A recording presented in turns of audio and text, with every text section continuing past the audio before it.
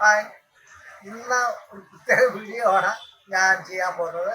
കാരണം ബൊഹേമുല്ല എന്ന് പറഞ്ഞ് ഒരു 4-5 മാസക്കാലം നമ്മുടെ യൂട്യൂബോ അല്ലെങ്കിൽ ഫേസ്ബുക്കോ തുറന്നാൽ ബൊഹേമുല്ലപ്പൂ മാത്രമേ കാണാവുണ്ടായിരുന്നുള്ളൂ.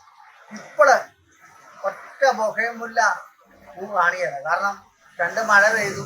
പക്ഷെ ഇത് ചെയ്യുന്നവർ ചില വീട്ടപ്പാലും നേഴ്സിക്കാരും ഭയങ്കരമായിട്ട് ചെയ്യുന്നവർ മഴ വരുമ്പോഴേ ഈ സാധനം എടുത്ത് മാറ്റി കട്ട് ചെയ്ത് അതിൻ്റെ തൈകളൊക്കെ ഉൽപ്പാദിക്കാനുള്ള പരിപാടികളൊക്കെ നോക്കി.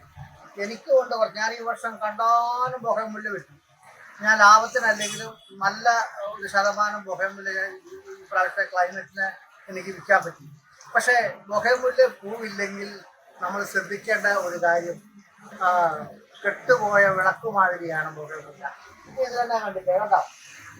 ഇതൊക്കെ ഹൈബ്രിഡാണ്. ഈ നിൽക്കുന്ന ബൊഹേമുല്ല പൂവില്ല. ആ പൂവൊക്കെ മഴയത്തിരുന്ന് പോയി. കാണാൻ എന്തെങ്കിലും രസമുണ്ടാവും. എന്നാൽ ഇങ്ങോട്ട് നോക്ക്, പൂവുള്ള സാധനങ്ങൾ ഇവിടെ നിൽപ്പുണ്ട്. ഹൈബ്രിഡ് സാധനം 4000, 5000 രൂപയുടെ സാധനങ്ങൾ വരെ ഇവിടെ നിൽപ്പുണ്ട്. പക്ഷെ അത് ഞാൻ എടുത്ത് നേരത്തെ മഴയത്ത് ഇവിടെ വെച്ച കാരണം പൂവുണ്ട്.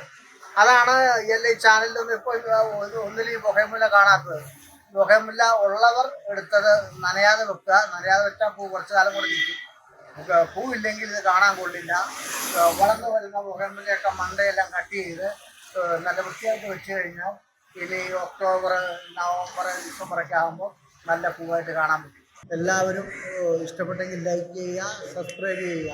ഹായ്.